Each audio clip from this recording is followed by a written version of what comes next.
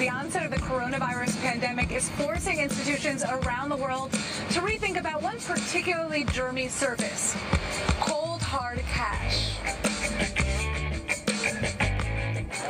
This is going to be hard to hear, but according to multiple studies, microorganisms found living on the surface of cash and even credit cards range from mouth and vaginal bacteria to flu-like viruses. But what if you could make your daily purchases without touching a thing? Welcome to Sweden, where thousands of people are inserting tiny microchips under their skin so that they no longer have to carry cash, IDs, gym passes, and key cards to get into work. I have 2 microchip implants, one on the right and one on the left. I got the micro implants because I wanted to be part of the future. I don't need keys, so I'm able to actually open the doors with my hands. These tiny chips are about the size of a grain of rice, and they're implanted into the back of the hand with a syringe.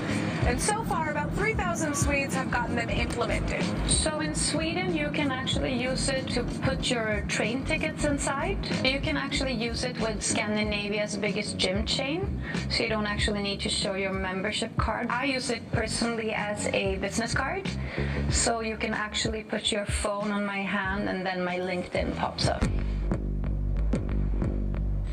So, who's behind this technology? This is Hans Sepian-Sjöblad, and he's the CEO and co-founder of Disruptive Subdermals.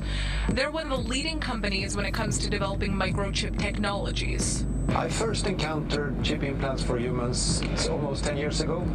I felt that this is a very interesting technology that we could potentially do some awesome things with.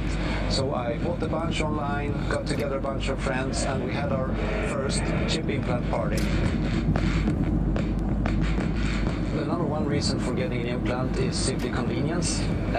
It allows you to eliminate some of the clutter in your life. Implants can also be used for making payments. For example, here at Epicenter in Stockholm, we use our implants in different vending machines, buying snacks and candy and juices whenever we feel like it. Microchips may sound too futuristic for you, but Sweden is expected to be the world's first cashless economy by March of 2023. But now, microchips could be used for more than just convenience. They have the potential to change healthcare and the way governments are handling the coronavirus crisis. I am convinced that smart implants will provide a marvelous value to people who suffer from different health conditions and need to be able to log their vital parameters on a regular basis. It could be body temperature, pulse, blood pressure, and imagine if you could just do that by swiping yourself with a smartphone at any time. For example, the implants that we designed allow people to measure their body temperature. It has some very interesting applications to see how fever is spreading in the population. And I think that we will really need those tools to not least understand the ongoing pandemic, but in particular to be able to spot future pandemics at an early stage. But how safe is your data in a body chip? So I'm not particularly concerned about the hacking dimension of implants, because ultimately the processing of data doesn't happen in the implant. It's simply a sensor platform.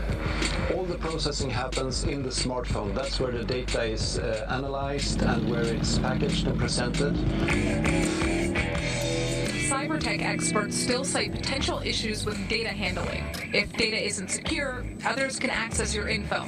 And once it's out there, it's hard to get back.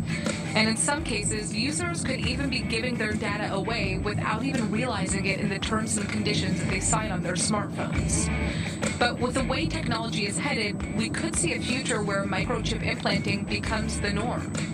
I believe that I'm going to be able to use my microchips to do payments in the future, identification, tickets. In Sweden, every shop, in every kiosk, in public transport, there are always these touch terminals where people either touch their phone or their wallet with a credit card inside.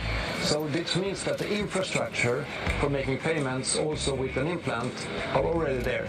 The question is, could this Black Mirror type of technology be implemented in other countries? Hans' ultimate vision is to take health microchips to developing countries where healthcare systems are less developed, so that people in remote areas with limited access to hospital facilities could just send their health information to doctors around the world to receive diagnosis. But until that technology is fully developed, would you be willing to get a microchip?